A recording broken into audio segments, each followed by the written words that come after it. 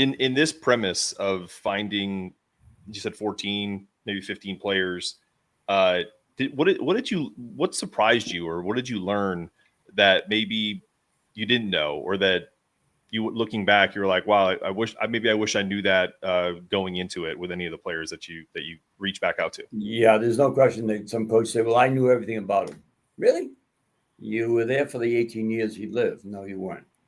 Coming to find out, well, that was that important to him. The $20 I gave him, the NCAA is going to arrest me, by the way, to get home on a bus. As simple as that. John always had talked about MIT. It's a pretty good place to go, I guess, if you want to be an engineer, which you became. And he walked up to Sam and said, Mr. Jones, can I meet the kid? Because he mentioned about someone going to MIT next year at the roundup speech that Sam was giving. He says, son, it's you. And he's thinking to himself, then. He thanked me a million times then. But I had no idea the effect it had upon his life. When he found that out, he figured out that the only person that would have known that he wanted to go to MIT was me. I had gone over, talked to the coach without John knowing. And he said, I'm going to apply. I hope I get accepted. I looked him in the eye and said, you'll be accepted. Don't worry about it. I said, I'm not on the admissions committee, but you'll be accepted. Obviously, he was. Got there, got his degree. Then he went to, I believe, Stanford and got his master's degree. Went to Cal Berkeley, got his doctorate, and then he taught there for a while, and then joined NASA 20-some years ago as either number 2 or 3. So I called him on the phone recently and said, John, how you doing? He said, Coach, I've got a car in my hand that flies. Now, when anybody told you that, you think they were drunk or crazy. He did have a car in his hand. I was inviting him back here for dedication to the gym. And so but I found out what it really meant to him. He started crying, and I started crying. And we're talking about 1971, too. I coached him.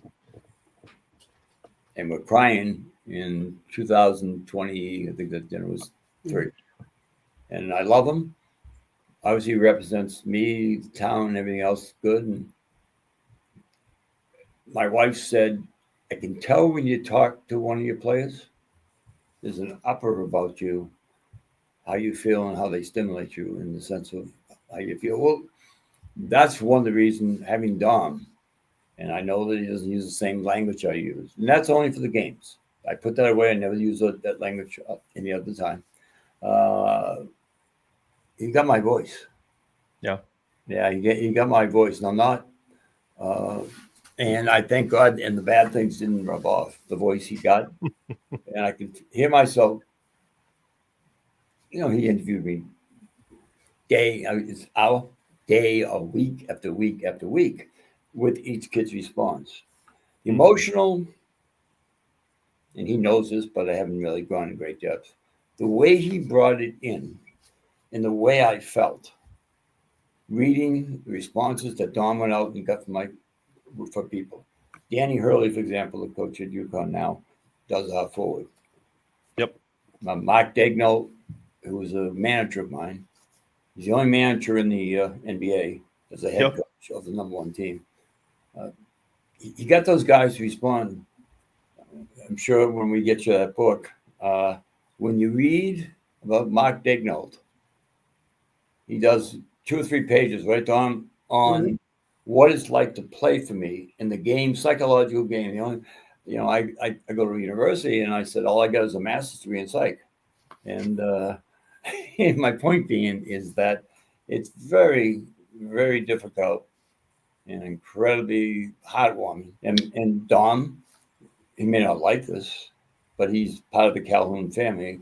He's a special, special person who, if he was my assistant coach or whatever the case may be, he'd be giving to the guys too. He'd understand that you, for 2 hours, 2.5 hours a day, you beat the shit out of them in the sense of making them the best they can be.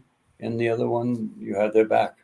having the back with the kids I had, it's very important.